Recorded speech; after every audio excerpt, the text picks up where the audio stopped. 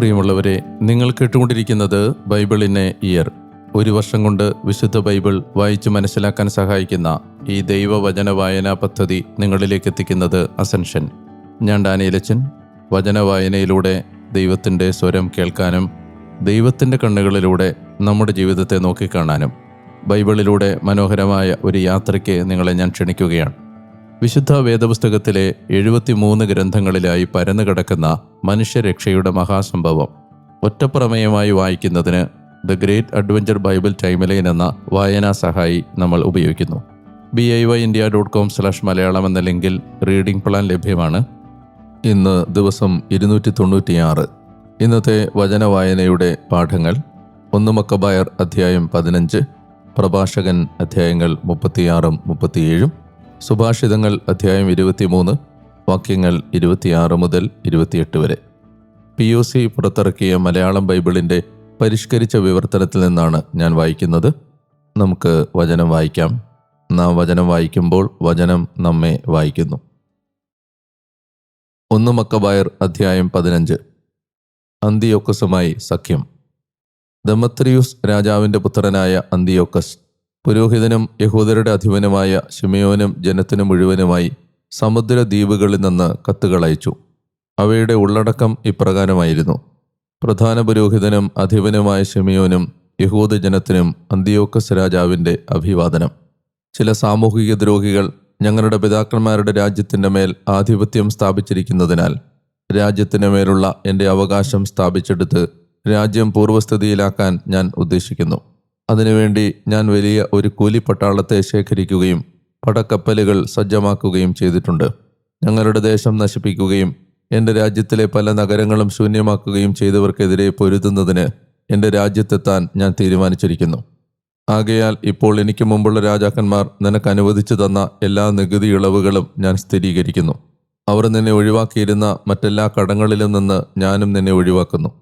നിന്റെ രാജ്യത്തിലെ നാണയം സ്വന്തം കമ്മട്ടത്തിൽ അടിച്ചിറക്കാൻ ഞാൻ അനുവദിക്കുന്നു. ജെറുസലേമും വിശുദ്ധ സ്ഥലവും സ്വതന്ത്രമായിരിക്കും. നീ സജ്ജീകരിച്ചിട്ടുള്ള ആയുധങ്ങളും നീ പണിതീർത്ത് കൈവശം വച്ചിട്ടുള്ള കോട്ടകളും നിന്റേതായിരിക്കട്ടെ. രാജഭണ്ഡാരത്തിലേക്കുള്ള എല്ലാ കടങ്ങളും ഇനി രാജഭണ്ഡാരത്തിലേക്കുണ്ടാകാവുന്നവയും ഇപ്പോഴും എല്ലാ കാലത്തേക്കും നിനക്കൊഴിവാക്കപ്പെടട്ടെ. ഞങ്ങൾ രാജ്യത്തിൻ്റെ നിയന്ത്രണം വീണ്ടെടുത്ത് കഴിയുമ്പോൾ നിന്നെയും നിന്റെ ജനത്തെയും ദേവാലയത്തെയും വലിയ പ്രതാപത്താൽ മഹത്വമണിയിക്കും. അങ്ങനെ നിങ്ങളുടെ പ്രതാപം ഭൂമിയിൽ മുഴുവൻ പ്രകാശിതമാകും. 174 ആണ്ടിൽ അന്തിയോക്കസ് തൻ്റെ പിതാക്കന്മാരുടെ ദേശത്തേക്ക് പുറപ്പെട്ടു. സേനകൾ മുഴുവൻ അവനോട് ചേർന്നു. ട്രിഫോയോടൊത്ത് കുറച്ചുപേർ മാത്രമേ ഉണ്ടായിരുന്നുള്ളൂ. അന്തിയോക്കസ് അയാളെ പിന്തുടർന്നു. അയാൾ പലായനം ചെയ്ത് സമുദ്രതീരത്തുള്ള ദോറിലെത്തി. കാരണം തനിക്ക് വിപത്ത് സംഭവിച്ചിരിക്കുന്നുവെന്നും സൈന്യം തന്നെ ഉപേക്ഷിച്ചെന്നും അവൻ അറിഞ്ഞിരുന്നു. അന്തിയോക്കസ് ദോറിനെതിരെ പാളയമടിച്ചു. അവനോടൊപ്പം 120,000 യോദ്ധാക്കളും 8,000 കുതിരപ്പടയാളികളും ഉണ്ടായിരുന്നു. അവൻ നഗരം വളഞ്ഞു. കടലിൽ നിന്നും കപ്പലുകളും യുദ്ധത്തിൽ ചേർന്നു. അങ്ങനെ കരയിലും കടലിലും നിന്ന് അവൻ നഗരത്തെ ഞെരുക്കി. അകത്ത് കടക്കാനോ പുറത്തു പോകാനോ ആരെയും അവൻ അനുവദിച്ചില്ല. ലൂസിയൂസിൻ്റെ കത്ത്. നുമേനിയൂസും അവൻ്റെ കൂടെയുണ്ടായിരുന്നവരും റോമയിൽ നിന്ന് രാജാക്കന്മാർക്കും ദേശങ്ങൾക്കുമുള്ള കത്തുകളുമായി എത്തി. അവയിൽ ഇങ്ങനെ എഴുതിയിരുന്നു: ടോളമി രാജാവിന് റോമാ സ്ഥാനപതിയായ ലൂസിയൂസിൻ്റെ അഭിവാദനം. ഞങ്ങളുടെ സുഹൃത്തുക്കളും സഖ്യകക്ഷികളുമായ യഹൂദരുടെ പ്രതിനിധികൾ പ്രധാന പുരോഹിതനായ ശിമെയോനാലും യഹൂദജനത്താലും അയക്കപ്പെട്ട് മുമ്പുണ്ടായിരുന്ന സൗഹൃദവും സഖ്യവും നവീകരിക്കാൻ ഞങ്ങളുടെ പക്കൽ വന്നിരുന്നു. 1000 മീന കൊണ്ടുള്ള ഒരു സുവർണ പരിച അവർ കൊണ്ടുവന്നു. അവരെ ഉപദ്രവിക്കാൻ ഉദ്യമിക്കുകയോ അവർക്കും അവരുടെ നഗരങ്ങൾക്കും അവരുടെ രാജ്യത്തിനുമെതിരെ യുദ്ധം ചെയ്യുകയോ അവരോട് യുദ്ധം ചെയ്യുന്നവരുമായി സഖ്യമുണ്ടാക്കുകയോ അരുതെന്ന് രാജാക്കന്മാർക്കും രാജ്യങ്ങൾക്കും എഴുതാൻ ഞങ്ങളിപ്പോൾ തീരുമാനിച്ചിരിക്കുന്നു. അവരിൽ നിന്ന് പരിച സ്വീകരിക്കുക ഉചിതമെന്നും ഞങ്ങൾക്ക് തോന്നി.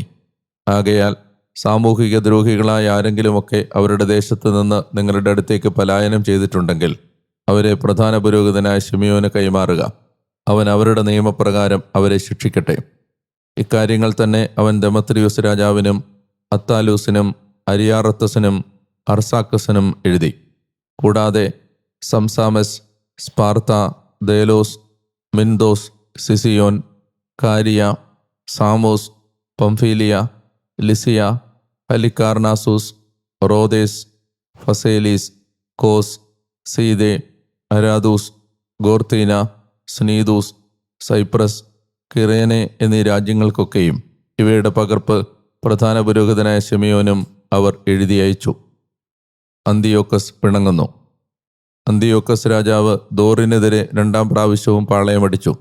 അവൻ അതിനെതിരെ നിരന്തരം സൈന്യവ്യൂഹത്തെ മുന്നോട്ട് നയിച്ചുകൊണ്ടും യുദ്ധോപകരണങ്ങൾ ഉപയോഗിച്ചുകൊണ്ടും പുറത്തു പോകുന്നതിൽ നിന്നും അകത്ത് കടക്കുന്നതിൽ നിന്നും ട്രിഫോയെ ഉപരോധിച്ചു. തിരഞ്ഞെടുക്കപ്പെട്ട 2000 സൈനികരെ ശിമെയോൻ സ്വർണം, വെള്ളി, മതിയായ ഉപകരണങ്ങൾ എന്നിവയുമായി അന്തിയോക്കസിൻ്റെ അടുത്തേക്ക് അയാളെ സഹായിക്കാൻ അയച്ചു. എന്നാൽ അവരെ സ്വീകരിക്കാൻ അയാൾ ഇഷ്ടപ്പെട്ടില്ല. ശിമെയോനുമായി മുമ്പുണ്ടാക്കിയിരുന്ന കരാറുകളെല്ലാം അയാൾ തള്ളിക്കളയുകയും അവൻ്റെ ശത്രുവായി മാറുകയും ചെയ്തു. അയാൾ തൻ്റെ മിത്രങ്ങളിൽ ഒരുവനായ അത്തനോബിയൂസിനെ അവനുമായി സംഭാഷണത്തിൽ ഏർപ്പെടാൻ ഇപ്രകാരം പറഞ്ഞയച്ചു: നിങ്ങളുടെ നിയന്ത്രണത്തിലുള്ള ജോപ്പായും ഗസറായും ജെറുസലേമിലുള്ള കോട്ടയും എൻ്റെ രാജ്യത്തിലെ നഗരങ്ങളാണ്. നിങ്ങൾ അവയുടെ ഭൂപ്രദേശങ്ങൾ നശിപ്പിക്കുകയും ദേശത്തിന് വലിയ വിപത്ത് വരുത്തുകയും ചെയ്തിരിക്കുന്നു. എൻ്റെ രാജ്യത്തിലെ പല സ്ഥലങ്ങളും നിങ്ങൾ അധീനപ്പെടുത്തിയിരിക്കുന്നു. ആകയാൽ ഇപ്പോൾ നിങ്ങൾ പിടിച്ചടക്കിയ നഗരങ്ങൾ വിട്ടുതരികയും യൂദയായുടെ അതിർത്തികൾക്ക് പുറത്ത് നിങ്ങൾ അധീനമാക്കിയ സ്ഥലങ്ങൾക്കുള്ള കപ്പം തരികയും ചെയ്യുക. അല്ലെങ്കിൽ അവയ്ക്ക് പകരം 500 താലന്ത് വെള്ളിയും നിങ്ങൾ വരുത്തിവെച്ച നാശങ്ങൾക്കായും നഗരങ്ങളുടെ കപ്പമായും വേറെ 500 താലന്തും നൽകുക. അല്ലെങ്കിൽ ഞങ്ങൾ വന്ന് നിങ്ങളോട് യുദ്ധം ചെയ്യും. അങ്ങനെ രാജമിത്രമായ അത്തനോബിയൂസ് ജെറുസലേമിലെത്തി. ശിമെയോന്റെ പ്രതാപവും ഭക്ഷണമേശക്കരികെ തട്ടുതട്ടായി അടുക്കി വെച്ചിരുന്ന സ്വർണ്ണ-വെള്ളിപ്പാത്രങ്ങളും സമ്പൽ സമൃദ്ധിയും കണ്ട് അയാൾ വിസ്മയഭരിതനായി. അയാൾ രാജസന്ദേശം അവനെ അറിയിച്ചു. ശിമെയോൻ അയാളോട് ഇങ്ങനെ പ്രത്യുത്തരിച്ചു: ഞങ്ങളുടെ ശത്രുക്കൾ കുറെ കാലം അന്യായമായി കൈവശപ്പെടുത്തിയിരുന്ന ഞങ്ങളുടെ പിതാക്കന്മാരുടെ അവകാശമല്ലാതെ അന്യദേശമോ വസ്തുവകകളോ ഞങ്ങൾ കൈവശപ്പെടുത്തിയിട്ടില്ല. ഇപ്പോൾ ഞങ്ങൾക്ക് അവസരം ലഭിച്ചിരിക്കെ ഞങ്ങളുടെ പിതാക്കന്മാരുടെ അവകാശം ഞങ്ങൾ മുറുകെ പിടിക്കുകയാണ്. നിങ്ങൾ ആവശ്യപ്പെടുന്ന ജോപ്പായും ഗസറായുമാകട്ടെ ജനത്തിനും ഞങ്ങളുടെ ദേശത്തിനും വലിയ നാശം വരുത്തുകയായിരുന്നു. അവയ്ക്കായി ഞങ്ങൾ 100 താലന്ത് തന്നുകൊള്ളാം.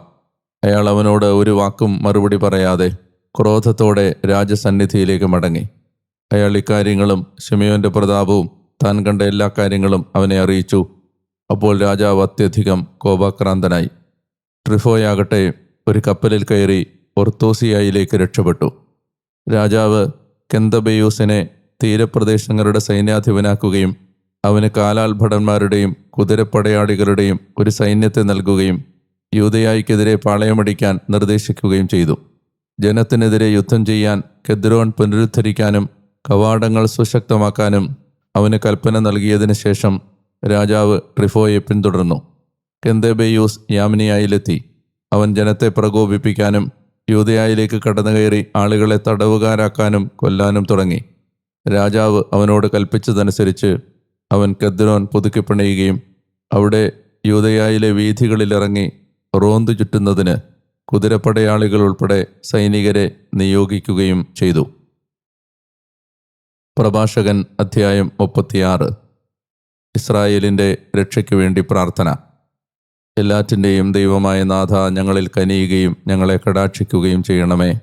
അങ്ങയെക്കുറിച്ചുള്ള ഭയം എല്ലാ ജനതകളുടെയും മേൽ നിക്ഷേപിക്കണമേ. അന്യജനതകൾക്കെതിരെ അങ്ങയുടെ കരമുയർത്തണമേ. അങ്ങയുടെ ശക്തി അവർ ദർശിക്കട്ടെ. അവരുടെ മുമ്പിൽ അങ്ങ് ഞങ്ങളിൽ പൗത്രീകൃതനായിരിക്കുന്നത് പോലെ ഞങ്ങളുടെ മുമ്പിൽ അങ്ങ് അവരിൽ മഹത്വീകൃതനാകട്ടെ. ഞങ്ങൾ അറിഞ്ഞതുപോലെ അവരും അങ്ങയെ അറിയട്ടെ. എന്തെന്നാൽ കർത്താവെ, അങ്ങയെ കൂടാതെ മറ്റൊരു ദൈവമില്ല. അടയാളങ്ങൾ നവമായി ആരംഭിക്കണമേ. അത്ഭുതങ്ങൾ നാനാവിധമാക്കണമേ. അങ്ങയുടെ കരത്തെയും വലത്തുഭുജത്തെയും മഹത്വപ്പെടുത്തണമേ.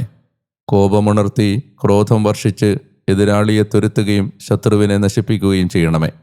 കാലത്തെ ത്വരിതപ്പെടുത്തി പ്രതിജ്ഞ അനുസ്മരിക്കണമേ. അങ്ങയുടെ വൻകാര്യങ്ങളെ അവർ പ്രകീർത്തിക്കട്ടെ. അതിജീവിച്ചവൻ അങ്ങയുടെ കോപാഗ്നിയിൽ ദഹിപ്പിക്കപ്പെടട്ടെ. അങ്ങയുടെ ജനത്തെ ദ്രോഹിക്കുന്നവർ നാശം കണ്ടെത്തട്ടെ. ഞങ്ങളല്ലാതെ മറ്റാരുമില്ലെന്ന് ജൽപ്പിക്കുന്ന ശത്രുപ്രമാണികളുടെ തലകൾ തകർക്കണമേ. യാക്കോബിൻ്റെ ഗോത്രങ്ങളെ ഒരുമിച്ച് കൂട്ടണമേ. തുടക്കത്തിലെന്ന പോലെ അങ്ങ് അവരെ അവകാശമാക്കണമേ. കർത്താവെ, അങ്ങയുടെ നാമത്താൽ വിളിക്കപ്പെട്ടിരിക്കുന്ന ജനത്തിൻ്റെ മേൽ ആദ്യജാതനെ പോലെയാക്കിയ ഇസ്രായേലിൻ്റെ മേൽ കരുണയുണ്ടാകണമേ. അങ്ങയുടെ വിശുദ്ധ മന്ദിരത്തിൻ്റെ നഗരത്തോട്, അങ്ങയുടെ വിശ്രമസ്ഥലമായ ജെറുസലേമിനോട് കരുണ തോന്നണമേ. അങ്ങയുടെ സ്തുതിഘോഷത്താൽ സിയോനെയും അങ്ങയുടെ മഹത്വത്താൽ അങ്ങയുടെ ജനത്തെയും നിറയ്ക്കണമേ. ആദ്യമേയുള്ള അങ്ങയുടെ സൃഷ്ടികൾക്ക് സാക്ഷ്യം നൽകണമേ. അങ്ങയുടെ നാമത്തിലുള്ള പ്രവചനങ്ങൾ ഉണർത്തണമേ. അങ്ങയെ കാത്തിരിക്കുന്നവർക്ക് പ്രതിഫലം നൽകണമേ. അങ്ങയുടെ പ്രവാചകന്മാർ വിശ്വസിക്കപ്പെടട്ടെ. കർത്താവെ, അങ്ങയുടെ ജനത്തിന്മേലുള്ള അഹറോന്റെ അനുഗ്രഹത്തിനൊത്ത് അങ്ങയെ വിളിച്ചപേക്ഷിക്കുന്നവരുടെ പ്രാർത്ഥന ശ്രദ്ധിക്കണമേ. അങ്ങനെ അങ്ങാണ് യുഗങ്ങളുടെ ദൈവമായ കർത്താവെന്ന് ഭൂമിയിലുള്ള സകലരും അറിയും. ശ്രേഷ്ഠമായത് തിരഞ്ഞെടുക്കുക. ഉദരം ഏത് ഭക്ഷണവും കഴിക്കും, എങ്കിലും ഒരു ഭക്ഷണം മറ്റൊരു ഭക്ഷണത്തേക്കാൾ മെച്ചപ്പെട്ടതാണ്. തൊണ്ട വേട്ടഭക്ഷണം രുചിച്ചറിയുന്നു, അതുപോലെ വിവേകമുള്ള മനസ്സ് വ്യാജവാക്കുകളും. കുടിലഹൃദയൻ ദുഃഖം വരുത്തുന്നു, അനുഭവസമ്പന്നനായ മനുഷ്യൻ അവന് പകരം നൽകും. ഒരു സ്ത്രീ ഏതു പുരുഷനെയും സ്വീകരിക്കും, എന്നാൽ ഒരു പെൺകുട്ടി മറ്റൊരു പെൺകുട്ടിയേക്കാൾ മെച്ചപ്പെട്ടവളാണ്. സ്ത്രീയുടെ സൗന്ദര്യം മുഖം സന്തുഷ്ടമാക്കുന്നു, അത് മനുഷ്യൻ്റെ ഓരോ ആഗ്രഹത്തിനും ഉപരിയായി നിൽക്കുന്നു. അവളുടെ നാവിൽ കരുണയും സൗമ്യതയുമുണ്ടെങ്കിൽ അവളുടെ ഭർത്താവ് മറ്റു മനുഷ്യപുത്രരെ പോലെയാകില്ല. ഭാര്യയെ നേടുന്നവൻ തനിക്ക് ചേർന്നതും വിശ്രമത്തിനുള്ള അത്താണിയുമായ ഒരു സഹായിയെ നേടുന്നതിന് തുടക്കം കുറിക്കുന്നു. വേലിയില്ലാത്തിടത്ത് വസ്തു കൊള്ള ചെയ്യപ്പെടും. ഭാര്യയില്ലാത്തിടത്ത് ഒരുവൻ വഴിതെറ്റിക്കപ്പെട്ട് നെടുവീർപ്പിടും.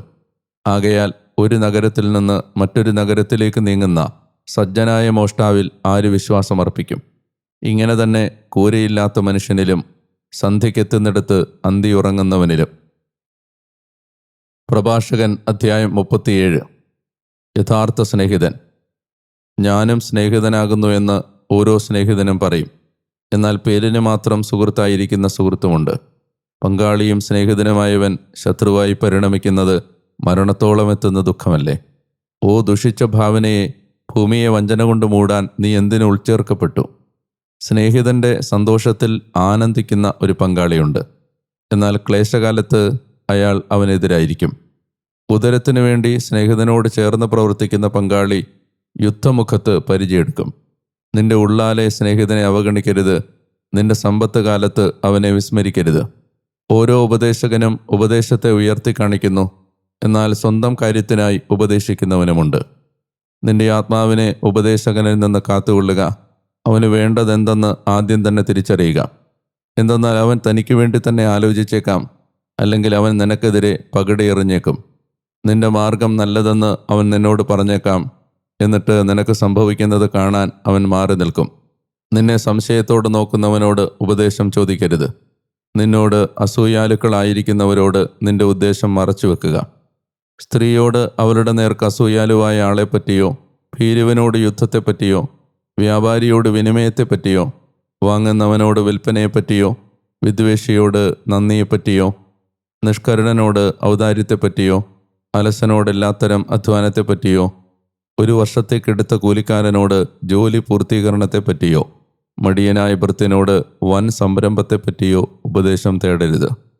ഒരു ഉപദേശത്തിനായും ഇവരെ മുറുകെ പിടിക്കരുത്. തൻ്റെ ആത്മാവിൽ നിന്നോട് ഇണങ്ങുന്നവനും നീ വീണാൽ നിന്നോട് സഹതപിക്കുന്നവനും കൽപ്പനകൾ പാലിക്കുന്നവനായി നീ തിരിച്ചറിയുന്നവനുമായ ദൈവഭക്തനായ മനുജനോടൊപ്പം നീ തുടരുക. ഹൃദയത്തിൻ്റെ ഉപദേശത്തിൽ നിലനിൽക്കുക. അതിനേക്കാൾ വിശ്വാസ്യമായി നിനക്ക് മറ്റൊന്നില്ലല്ലോ. എന്നാൽ ഉയരത്തിൽ ഗോപുരത്തിന് മുകളിലിരിക്കുന്ന 7 നിരീക്ഷകരെക്കാൾ ഒരു മനുജൻ്റെ ആത്മാവാണ് വിവരമറിയിക്കാൻ ചിലപ്പോൾ കൂടുതൽ പര്യാപ്തം. എല്ലാറ്റിലും ഉപരി നിന്റെ മാർഗത്തെ അവിടുന്ന് സത്യത്താൽ ഋജുവാക്കുന്നതിനായി അത്യുന്നതനോട് നീ പ്രാർത്ഥിക്കുക. യഥാർത്ഥ ജ്ഞാനി. ചിന്തയാണ് എല്ലാ പ്രവൃത്തിയുടെയും ആരംഭം. എല്ലാ ഉദ്യമത്തിനും മുമ്പേയുള്ളത് ആലോചനയാണ്. ഹൃദയവ്യത്യാസത്തിൻ്റെ ചുവട് 4 ഘടകങ്ങളായി കാണപ്പെടുന്നു: നന്മയും തിന്മയും, ജീവനും മരണവും. നാവാണ് ഇവയെ നിരന്തരം നിയന്ത്രിക്കുന്നത്. അനേകരുടെ അധ്യാപകനായിരിക്കാൻ ഒരു മനുജൻ വിദഗ്ധനാണ്, എന്നാൽ സ്വന്തം ആത്മാവിന് അവൻ ഉപയോഗശൂന്യനാണ്. വാക്കുകളിൽ സമർത്ഥനായവൻ വെറുക്കപ്പെട്ടവനാകാം. ഇങ്ങനെയുള്ളവൻ ഭക്ഷണം തീരെ ഇല്ലാത്തവനാകാം. കാരണം കർത്താവിൻ്റെ പക്കൽ നിന്ന് അവന് കൃപ സംലബ്ധമായിരുന്നില്ല. സർവജ്ഞാനവും അവൻ അന്യമാക്കപ്പെട്ടിരുന്നല്ലോ. തനിക്ക് വേണ്ടി തന്നെ ജ്ഞാനിയായിരിക്കുന്നവനുണ്ട്. അവൻ്റെ ഉൾക്കാഴ്ചയുടെ ഫലങ്ങൾ സ്വന്തം അധരത്തിനത്രേ വിശ്വസനീയം. ജ്ഞാനിയായ മനുജൻ തൻ്റെ ജനത്തെ പഠിപ്പിക്കും. അവൻ്റെ വിവേകത്തിൻ്റെ ഫലങ്ങൾ വിശ്വസനീയമാണ്. ജ്ഞാനിയായ മനുജൻ അനുഗ്രഹത്താൽ പൂരിതനാകും. കാണുന്നവരെല്ലാം അവനെ അനുഗ്രഹീതനെന്ന് വിളിക്കും. മനുഷ്യ ജീവിത ദിനങ്ങൾ എണ്ണപ്പെട്ടതാണ്. ഇസ്രായേലിൻ്റെ ദിനങ്ങൾ സംഖ്യാതീതവും. ജ്ഞാനി സ്വജനമധ്യേ വിശ്വാസം അവകാശമാക്കും. അവൻ്റെ നാമം എന്നേക്കും നിലനിൽക്കും. കുഞ്ഞെ, നിന്റെ ജീവിതത്തിൽ നിന്റെ ആത്മാവിനെ പരിശോധിക്കുക. അതിന് ഹാനികരമായതെന്തെന്ന് നീ കാണുക. നീ അതിന് വഴങ്ങരുത്. എന്തെന്നാൽ എല്ലാവർക്കും എല്ലാം ഗുണകരമല്ല. ഓരോ ആത്മാവും എല്ലാറ്റിലും സംപ്രീതമല്ല. ഒരാഡംബരത്തിലും മതിവരാത്ത ആവേശമരുത്. ഭോജ്യത്തിൽ ആർത്തി കാണിക്കരുത്. എന്തെന്നാൽ അമിതാഹാരത്താൽ രോഗമുണ്ടാകാം. അധിക ഭക്ഷണപ്രിയം അതിസാരത്തിൽ വരെ എത്തും. അമിത ഭോജനം മൂലം അനേകർ മരിച്ചിട്ടുണ്ട്. ശ്രദ്ധയുള്ളവൻ ജീവിതം ദൈർഘ്യമുള്ളതാക്കുന്നു. സുഭാഷിതങ്ങൾ അധ്യായം 23, വാക്യങ്ങൾ 26 മുതൽ 28 വരെ. എൻ്റെ മകനെ, നിന്റെ ഹൃദയം എനിക്ക് തരിക. നിന്റെ നയനങ്ങൾ എൻ്റെ വഴികൾ ഇഷ്ടപ്പെടട്ടെ. എന്തെന്നാൽ വേശ്യ ഒരു അഗാധ ഗർത്തമാണ്, അന്യയായവൾ ഇടുങ്ങിയ ഒരു കിണറും. മാത്രമല്ല, കവർച്ചക്കാരനെ പോലെ പതിയിരുന്ന് അവൾ മനുഷ്യരാശിക്കിടയിൽ അവിശ്വസ്തരെ വർദ്ധിപ്പിക്കുന്നു. നല്ല ദൈവമേ, അങ്ങയെ ഞാൻ ആരാധിക്കുന്നു, മഹത്വപ്പെടുത്തുന്നു. ഒരു ദിവസം കൂടി അവിടുത്തെ പരിശുദ്ധമായ തിരുമൊഴികൾ കേൾക്കാനും ചിന്തിക്കാനും അവിടുത്തെ വാക്കുകൾ കേട്ടുകൊണ്ട് ഈ ദിവസം ആരംഭിക്കാനും അങ്ങ് തന്ന വലിയ കൃപയെ ഓർത്ത് ദൈവമേ, ഞാൻ അങ്ങേക്ക് നന്ദി പറയുകയും ചെയ്യുന്നു. കൃപാവരത്താലും ആത്മാവിനാലും ഈ ദിവസം ഞങ്ങളെ നിറയ്ക്കണമേ എന്ന് പ്രാർത്ഥിക്കുന്നു. ദൈവമായ കർത്താവേ, യഥാർത്ഥ സ്നേഹിതരെ നേടാനും വിശ്വസിച്ചും പരീക്ഷിച്ചുമറിഞ്ഞ് സ്നേഹിതരെ സ്വന്തമാക്കാനും സഹായിക്കണമേ. ആത്മാവിനെ വളർത്തുന്ന നല്ല ബന്ധങ്ങൾ ഞങ്ങൾക്ക് നൽകണമേ. ദൈവമായ കർത്താവേ, അങ്ങയുടെ വഴികളിലേക്ക് ഞങ്ങളെ നയിക്കുന്നവരെയും നിലനിർത്തുന്നവരെയും ഞങ്ങൾക്ക് കൂട്ടായി തരണമേ. യേശുവിൻ്റെ നാമത്തിൽ ആമേൻ. പ്രിയപ്പെട്ടവരെ, 296 ദിവസത്തിലാണ്. ഒത്തിരി ദൈവത്തിന് നന്ദി പറയേണ്ടതുണ്ട്. നിങ്ങളെല്ലാവരെയും ഓർത്ത് ഞാൻ ദൈവത്തെ മഹത്വപ്പെടുത്തുകയാണ്. മക്കബായരുടെ 1 പുസ്തകത്തിൻ്റെ അവസാന അധ്യായങ്ങളിലാണ് നമ്മൾ. ശിമെയോൻ്റെ ഭരണത്തിൻ കീഴിൽ ജനത പൊതുവെ ഒരു സ്വാതന്ത്ര്യവും സമാധാനവും അനുഭവിച്ചുകൊണ്ടിരുന്ന കാലമായിരുന്നു. നമ്മൾ ഈ പുസ്തകത്തിൽ ആവർത്തിച്ച് കണ്ട ഒരു കാര്യമാണ് സിറിയയിൽ, അന്ത്യോക്യയിൽ അധികാരത്തിനു വേണ്ടി നടന്ന വടംവലികൾ. അവിടെ മക്കബായരുടെ പുസ്തകത്തിൻ്റെ വായനയിൽ നമ്മളെ ബുദ്ധിമുട്ടിക്കാവുന്നത് ഈ രാജാക്കന്മാരുടെ പേരുകളാണ്. പൊതുവെ ആവർത്തിക്കപ്പെട്ട 2 പേരുകളാണ് അന്ത്യോക്കസും ദെമത്രിയൂസും. നമ്മൾ മനസ്സിലാക്കേണ്ടത് ഫറവോ എന്നൊക്കെ പറയുന്നത് പോലെ ടൈറ്റിലുകളായിരുന്നു ഇത്. അപ്പോൾ അന്ത്യോക്കസ് എന്ന് പറയുമ്പോൾ അത് അന്ത്യോക്കസ് 4-മനാകാം, 5-മനാകാം, 6-മനാകാം, 7-മനാകാം. അതുപോലെ തന്നെ ദെമത്രിയൂസും. നമുക്ക് അത്തരം ചരിത്രങ്ങൾ നമ്മുടെ രക്ഷാകര ജീവിതത്തിന് വലിയ അത്യാവശ്യമല്ലെന്ന് തോന്നിയതുകൊണ്ടാണ് ഞാൻ ആ രാജാക്കന്മാരുടെ കൃത്യമായ ചരിത്ര വഴികളെക്കുറിച്ച് കൂടുതൽ പറയാതിരുന്നത്. നമുക്ക് ഈ പുസ്തകത്തിൽ വെളിപ്പെടുന്ന രക്ഷയുടെ തുടർച്ച മാത്രം നമ്മൾ പരിശോധിച്ച് മുന്നോട്ട് പോകുന്നതാണ് നമ്മുടെ ഒരു സമയപരിമിതിക്കുള്ളിൽ നിന്ന് നമുക്ക് ചെയ്യാൻ കഴിയുന്നത്. മക്കബായരുടെ പുസ്തകം വായിക്കുമ്പോൾ നമ്മൾ ശ്രദ്ധിക്കേണ്ട ഒരു പ്രധാനപ്പെട്ട കാര്യം മുമ്പ് പലതവണ ഓർമ്മിപ്പിച്ചിരുന്നുവെങ്കിലും ഒരിക്കൽ കൂടി ഒന്ന് പറയാൻ ആഗ്രഹിക്കുന്നു. ദൈവം നേരിട്ട് നടത്തുന്ന ഇടപെടലുകൾ ഈ ഗ്രന്ഥത്തിൽ നമ്മൾ കാണുന്നില്ല. പക്ഷെ അതുകൊണ്ട് അത് ദൈവികമല്ല എന്ന് ചിന്തിക്കരുത്.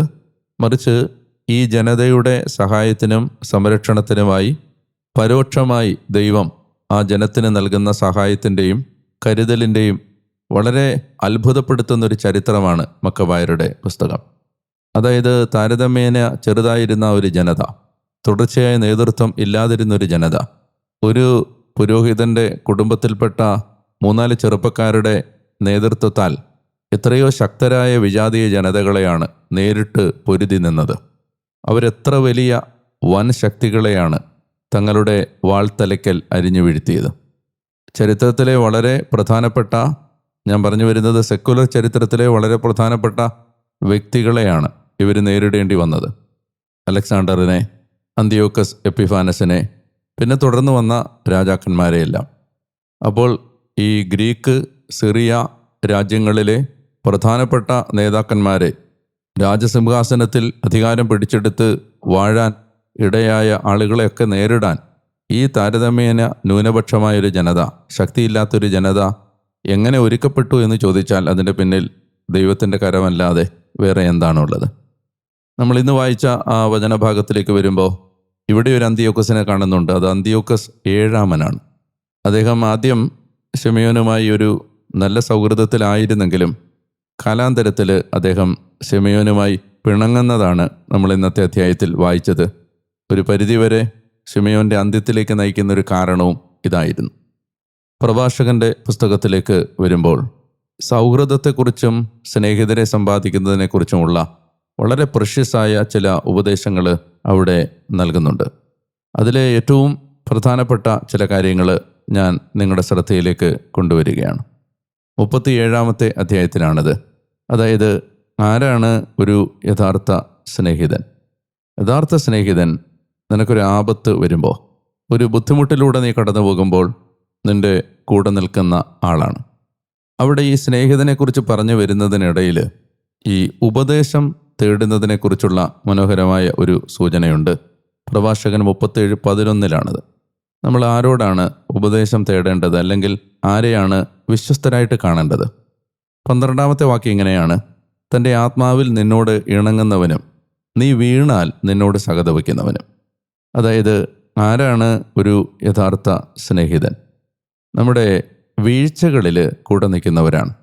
വീഴ്ചകളിൽ കൂടെ നിന്ന് നമ്മളെ വീണ്ടും നന്മയിലേക്ക് കൈപിടിച്ചുയർത്തുന്നവരാണ്. കൽപ്പനകൾ പാലിക്കുന്നവനായി നീ തിരിച്ചറിയുന്നവൻ, നിയമം പാലിക്കുന്ന ദൈവഭയമുള്ള സ്നേഹിതൻ, ദൈവഭക്തനായ മനുഷ്യൻ. നമ്മളൊരു സൗഹൃദവും ബന്ധവും തിരഞ്ഞെടുക്കുമ്പോൾ അതിന് പാലിക്കേണ്ട ഒരു മിനിമം യോഗ്യത അതാണ് ദൈവഭയവും ദൈവ കൽപ്പനകൾ പാലിക്കുന്നതിൽ താല്പര്യവുമുള്ള. ലളിതമായ മറ്റൊരു വിധത്തിൽ പറഞ്ഞാൽ, വിശുദ്ധിക്ക് വേണ്ടി ആഗ്രഹമുള്ളവർ നമ്മുടെ ബന്ധങ്ങളുടെ ഭാഗമായാൽ നമ്മൾ കുറേയധികം വളരും. അതുപോലെ തന്നെ അവിടെ പറയുന്ന മറ്റൊരു പ്രധാനപ്പെട്ട കാര്യം, നമ്മൾ മറ്റൊരാളിൽ നിന്ന് ഉപദേശം സ്വീകരിക്കുന്നതിനേക്കാൾ നീ നിൻ്റെ ഹൃദയത്തിൻ്റെ ഉപദേശം സ്വീകരിക്കുക. ഉയർന്ന ഒരു ഗോപുരത്തിൻ്റെ മുകളിലിരുന്ന് നിരീക്ഷിക്കുന്ന 7 നിരീക്ഷകരെക്കാൾ ഒരു മനുഷ്യൻ്റെ ഹൃദയം, ഒരു മനുഷ്യൻ്റെ ആത്മാവാണ് കുറെ കൂടി വിശ്വസനീയം എന്നാണ് അവിടെ പറയുന്നത്. അതായത്, ദൈവത്തോട് ചേർന്ന് ഒരു മനുഷ്യൻ വ്യക്തിപരമായി എടുക്കുന്ന ആലോചനകൾക്ക് മറ്റുള്ളവരുടെ ഉപദേശത്തെക്കാൾ വിലയുണ്ട് എന്നാണ് ഇവിടുത്തെ സൂചന. നല്ല അനുഗ്രഹീതമായ ഒരു ദിവസത്തിന് വേണ്ടി ഞാൻ പ്രാർത്ഥിക്കുന്നു. നമ്മൾ ദൈവവചനം ധ്യാനിച്ചും പ്രാർത്ഥിച്ചും ജീവിക്കുന്നവർ ദിവസത്തിലെ നമ്മുടെ പെരുമാറ്റങ്ങളെല്ലാം ഒത്തിരി ശ്രദ്ധിക്കേണ്ടതുണ്ട്. ഇന്ന് രാത്രിയിൽ ഉറങ്ങാൻ പോകുന്നത് വരെ നമ്മുടെ സംസാരം, ചിന്ത, പ്രവൃത്തി, നിലപാടുകൾ ഇവയെല്ലാം വചനത്തിൻ്റെ വെളിച്ചത്തിൽ നിരീക്ഷണ വിധേയമാക്കേണ്ടതുണ്ട്. വചനം വായിക്കുന്ന നമ്മൾ ലോകത്തിന് പ്രകാശവും പ്രതീക്ഷയും നൽകേണ്ടവരാണ് എന്ന് മറന്നുപോകാതിരിക്കാനിടയാവട്ടെ. നല്ല ദൈവം അനുഗ്രഹീതമായ ഒരു ദിവസം കൂടി നിങ്ങൾക്ക് നൽകട്ടെ എന്ന് ഞാൻ പ്രാർത്ഥിക്കുന്നു. നാളെ വീണ്ടും ഈ വചനസ്വരവുമായി നിങ്ങളുടെ അടുത്തേക്ക് എത്തും വരെ മറക്കരുത്, ഞാൻ ഡാനിയേൽ അച്ഛൻ നിങ്ങൾക്ക് വേണ്ടി പ്രാർത്ഥിച്ചുകൊണ്ടേയിരിക്കുന്നു. അതുവരെ സ്നേഹിക്കാം, പ്രാർത്ഥിക്കാം, ഈശോയെ പങ്കുവെക്കാം. കർത്താവ് സർവശക്തൻ, പിതാവും പുത്രനും പരിശുദ്ധാത്മാവും നിങ്ങളെ അനുഗ്രഹിക്കട്ടെ. ആമേൻ.